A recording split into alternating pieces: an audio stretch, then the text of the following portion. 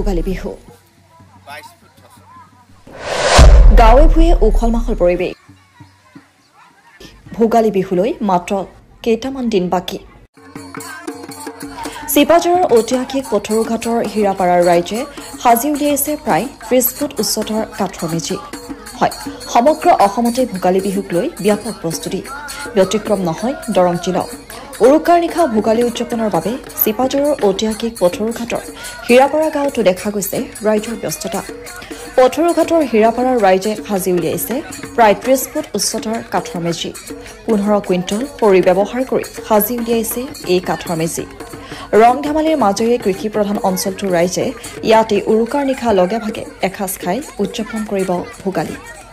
news x report সংবাদ digital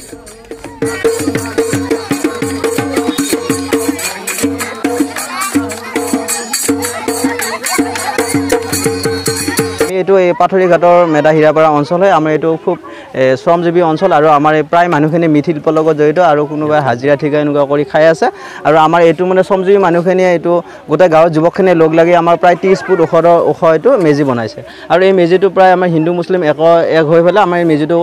শ্ৰমজীৱ কৰিছে আৰু ইয়াতে গোটেইখিনি গাঁৱৰ মানুহ একত্ৰিত হৈ আমি এইটো বনাইছোঁ আৰু ইয়াত আমাৰ ভোজ ভাত চলিব উৰুকাৰ নিশা এইটো আমাৰ এসপ্তাহমান লাগিছে এইটো